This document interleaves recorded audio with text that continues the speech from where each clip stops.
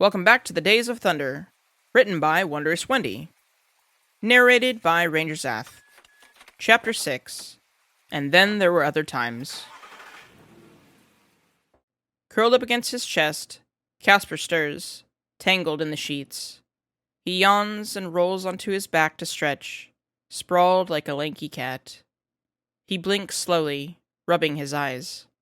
"Morning," Trench says, uncertain of what else to say. A blush tinges Casper's cheeks. His arm rests over his head against the pillow. "Good morning." "Sleep well?" "Yes, actually." Casper offers him a lopsided grin. "You didn't maul me like you feared you would." Trench's eyes fall to Casper's neck, where his skin is littered with black and brown bruises. Hickeys. In some ways, he was mauled last night. He swallows thickly and deflects the comment. "It was the first night since binding the hotline that I didn't hear it ringing in my dreams." Casper's grin relaxes into a smile. "I'm glad." They lay beside one another, accompanied by the distant sounds of other guests in the neighboring rooms waking up for the day as well. Doors shut and close, and people talk in the hall. Always an early riser, Trench watched Casper sleep and idly brushed his fingers through his hair. He's tired, but it's a good kind of tired. Nothing compared to waking from long, restless nights. He slept for a few hours, and around sunrise, he noticed Casper had stolen the sheets, cocooning himself like he was about to go into a chrysalis. At some point during the night, he slung his arm over Trench's waist to hold him close, like a full-size pillow. Casper looked comfortable, so Trench chose not to move him. Their shared body heat was enough to stem the evening chill. He wondered if Casper would regret confessing his feelings, if he'd try to laugh it off when morning came. Trench knows he should say something to initiate. After all, it's Casper who bared his soul last night. So much has been on his mind since he woke. He spent too much time rehearsing what he would say to Casper. It shouldn't be this hard. Yet his tongue feels as heavy as lead. Instead of diving into his thoughts, he reaches for Casper's hand to intertwine their fingers together. His thumb slowly brushes against the back of it. Casper's skin is so much softer, a stark contrast to his own rougher hands. He brings it up to his lips to kiss the back of it. "What we had last night? I want more of it. More of you, Casper," Trench says, feeling a burst of relief when Casper squeezes their joined hands to express his agreement. "I can't promise it will be easy, but if you're willing to try, then I want to as well." Casper beams, looking far too handsome than any man has a right to be. "You have no idea how happy it makes me to hear that." Then, Casper moves into Trench's waiting arms to kiss him. They share a groan as their lips part and their tongues meet. Every nerve in Trench's body ignites with fire as Casper explores his body, his hand wandering dangerously close to where he wants those long fingers most. It should worry him how easy it is to get turned on by Casper. They're only a day into their trip, and Trench wants to spend the entire morning in bed. How quickly he's forgotten about the ski lodge, the altered item, the oldest house, his duties as director. All his worries seem to melt away. The board can't reach him here. "We need to," Casper says breathlessly in between kisses. "We need to clean up. Keep heading up the mountain." "And what if I said I'd rather spend the morning with you?" Trench sits up and wraps his arm around Casper's body, holding him close in his lap. He brushes their noses together and gazes into Casper's eyes. "I want to see all of you in the daylight, too." Casper digs his fingers into Trench's back, gripping him tight. He bites his lip in anticipation. And the mere sight of him, hair tousled, cheeks flushed, eyes half-lidded, paints a sinful picture that will haunt him on lonely nights. As much as I'd love to indulge that desire, we have to, Zach. Altered items don't contain themselves. Casper's body seems to have a different opinion from the way he arches his back, desperate to press into every tempting caress. Trench huffs and grazes his teeth along Casper's neck a little harder than anything he did last night. The skin here is still so sensitive it makes Casper shudder. Tease. I know, I'm sorry, Casper sighs. Believe me, I'd rather stay here too. An insidious sinking feeling spreads in Trench's chest at the thought of leaving. This space, the motel room, it's theirs, temporary as it may be. It's only himself and Casper Darling, aglow in the sunlight where he belongs. Trench draws away, suddenly feeling a headache coming on. The urge to have a smoke washes over him. Yet Casper doesn't let him go far. He takes his chin in his hand and tilts his head so they face one another. I promise this won't be the only time we have together. It's still just you and me out here. Trench wishes he could have Casper's infinite optimism. It's hard not to feel afraid when he knows loss so intimately. It's difficult to trust that everything will be okay when his shattered heart is held together with the most fragile of stitches. If anyone knew how sentimental Zachariah Trench became over those he cared about, they could ruin him with no trouble at all. I'm not going anywhere, Casper promises, cupping his cheek. Not after I pined for you this long. You're stuck with me. Trench presses his forehead against Casper's chest and just holds him, needing to hear his heartbeat. All right, Casper murmurs, running his fingers through Trench's hair. Just a little while longer. The roads leading further up the mountain aren't busy, but fresh snow that fell throughout the night slows them down as roads are cleared. Leaving the Dizzy Deer diner and motel didn't break the spell. Returning to the reason for why they're out here hasn't spoiled their nighttime promises. The drive has been pleasant, marked by back-and-forth conversation as they learn new things about each other. What about you? There were a handful of wild college experiences. Contrary to popular belief, some people love nerds. Trench smirks. You're not wrong. I had to fight off some of the university's best jocks who wanted to get serious. I think some of them just wanted me to write their term papers.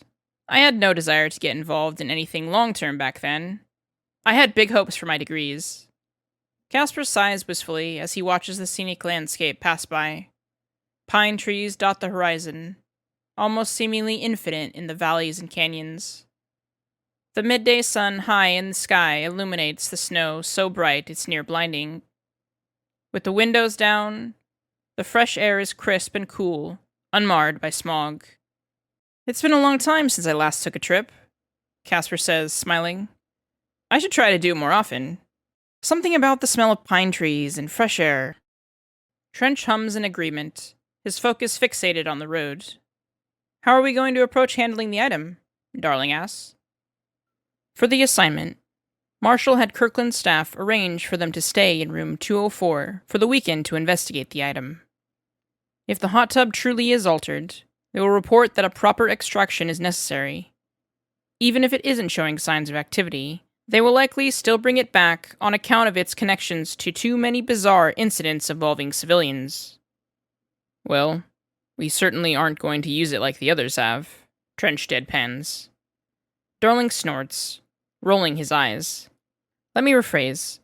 Do you think taking readings with the equipment will be safe? We'll assess the situation once we're there.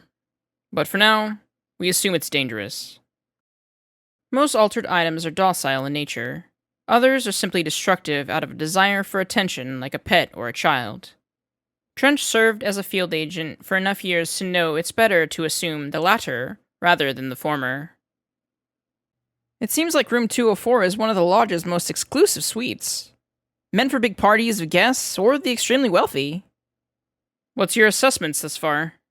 Trench wonders, his fingers drumming against the leather steering wheel in time with the music playing low on the radio.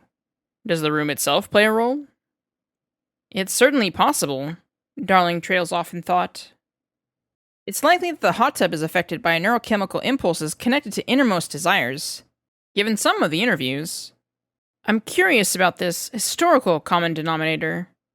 Could someone show interest in a contemporary celebrity and find themselves experiencing something with that person? Or does the item exclusively prefer historical figures? Does it really matter which it is? Yes, because it leads to several more questions. If urban myths and legends are enough to create altered items or entities, then the fascination with people could also cause AWEs and create altered items. Like cults of personality. Precisely! That alone is reason enough to study the hot tub. Trench nods. He has never cared for the specifics about how altered items are made and why they behave in the manners they do. He let the research department handle the experiments. Darling's enthusiasm to study has always served as one of his strengths. He talks so much. Now, however, Trench finds himself simultaneously admiring Casper's voice and wondering how much Casper would squirm while being bound, gagged, and played with.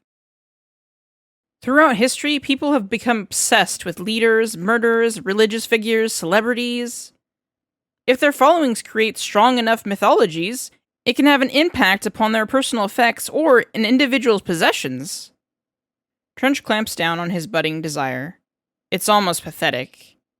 If they weren't in a hurry, he could easily see himself pulling over and showing Casper a thing or two about the personal impacts of cults of personality. Does any of that make sense? Darling asked, dispelling the arousal clouding his mind. Trench clears his throat and sits up straighter in the driver's seat.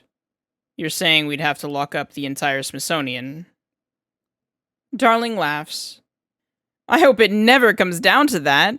I may be overthinking this. The simplest explanation I have is that users experience a simple lucid hallucination. Powerful enough arousal within an individual could influence the item to create visions. The more people in the tub, the more intense and temporally anomalous. Only the bachelor party claimed that they had been transported to a different place, a different time.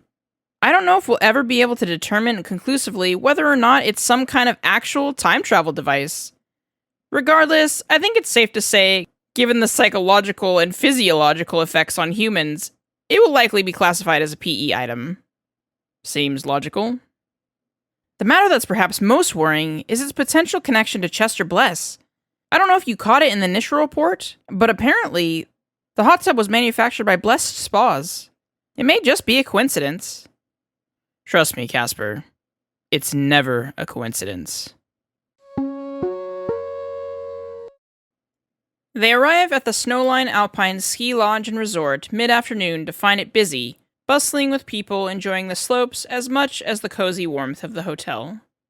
Check-in starts out smoothly, but then it takes a turn. The hotel worker appears to be under the impression that they are newlyweds. Room 204 is one of our most romantic suites at the resort. The view of the mountains and forest is stunning. The hot tub amenity especially earns high marks in reviews. If you need anything, you can call for room service. Congratulations again on your honeymoon. Trench tries not to grimace, but it's becoming difficult as eyes turn their way, drawn by the loud voice of the young man handing them their keycard. Trench intends to fire Kirkland the moment he's back in his office. The bastard hadn't mentioned going undercover or anything of the sort before handing over 2 plane tickets, a receipt for a rental car, and the paperwork for their weekend reservation at the lodge. Relax, it's just the way these things go, Darling tells him as they wait for the elevator. Haven't you ever been undercover? Trench shakes his head. The previous head of operations never sent him on missions of that variety during his service as a field agent. Been in a school play? What do you think? Darling grins. I mean, we're pretending and also sort of not pretending, right? It's gonna be fine. No one knows us here. It's a decent cover. We wouldn't want a paper trail. How would Trench have reacted if they hadn't already slept together? Would he have protested more? The elevator chimes, and they head inside after a group of young people carrying snowboards leave. Darling presses the button for the second floor and then leans back against the wall, watching Trench. A backpack slung over his shoulder carries the scientific field instruments they will need to study the hot tub. I guess I can see the merit, Trench admits, once the doors have closed. I think for the most part, we won't leave the room much. He knows Darling's referring to the fact that everything they need to determine whether the hot tub's an altered item or not is pretty much contained to the room. But Trench's mind goes elsewhere, straight to the gutter, straight to pressing Darling into the elevator wall to capture his mouth and grab a fistful of his ass. When the elevator chimes and opens again, Darling tears away and grins. See, you're crazy for me. Makes the whole fake relationship thing quite easy. Professional judgment has long since gone out the window. Trench clears his throat, his eyes wide with shock. He runs a hand through his hair and walks out of the elevator, well aware that they just gave the waiting resort guests on the second floor an eyeful. His emotions are everywhere, his thoughts scattered to the winds. Beside him, walking in step, Darling's smug and confident, with his head held high. He clearly doesn't care what others think. They find their room at the end of a long corridor after passing other luxury suites. On the other side of the door, marked room 204, there's a high probability that the hot tub is an altered item that somehow siphons libido to induce hallucinations. The hot tub may try to influence him, to sway him like a siren. He doesn't want Darling to think his feelings, and anything that may subsequently happen, to be the result of an altered item. His feelings are his own. Before Darling can slide the keycard into the reader to open the door, Trench places a flat hand on the wooden pane to stop him. Darling glances to his side, and though his smile seems innocent, his eyes lighten up with mischief. Darling, I thought about it too during the drive. I think so long as we keep our decision to not climb into it, we'll be fine. It was easier to make that kind of assertion in the safety of their car, miles away from an altered item and its influence. I'm not kidding. They should have talked about this in more depth. After what happened last night, this entire mission has gone off the rails in ways he wasn't prepared for. His emotions run hot for Darling. Getting anywhere near a potential item that draws upon these kinds of thoughts may as well be the equivalent of throwing gasoline on dynamite. Do you remember the reality checks video I made? Trench scores through his memories and then nods. Darling and his research assistants came up with a video series on understanding the difference between reality and hallucinations. Thresholds and altered items often warp perception. We'll do routine check-ins with each other. I'll keep a record in case we do experience time dilation. I don't have to be physically by the item while the equipment takes readings if that's what you're worried about. Trench scoffs. What I'm trying to say is if the hot tub really is an altered item, given what happened last night, I don't want you to think that anything I feel or do is caused by an item. I know, Zach. You made that clear last night. We were 2 hours down the mountain in an entirely different hotel. Nowhere near this thing. There isn't a doubt in my mind. It's important that you know, Trench murmurs, stepping closer to move into Darling's space. He leans over him, staring into his eyes. The distinction matters to me. Darling nods. I appreciate it. He smiles and places a hand upon Trench's chest, his fingers spreading against his shirt. You know I feel the same way, right? My feelings for you are genuine too. We may be out here because of work, but this is the happiest I've been in a long time. I think we'll be...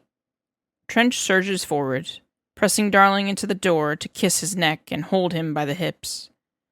It's a hard surface, like the elevator, and Darling feels so good smashed in between. You're insatiable! No wonder you're worried! I warned you. Trench growls into his ear. We'll do the test and then... And then? Maybe we'll test the bed. Darling swallows thickly. You know, to figure out if it's an altered item too. Trench smiles and steps back, letting up on the door. He fixes Darling's ever so askew glasses. Well, fortune favors the bold. Darling jokes. Here goes nothing. Darling unlocks the door and the two men step into room 204. This is Ath, signing off until the next chapter. I'll see you back here next time with The Days of Thunder, A Control Fanfic by Wondrous Wendy.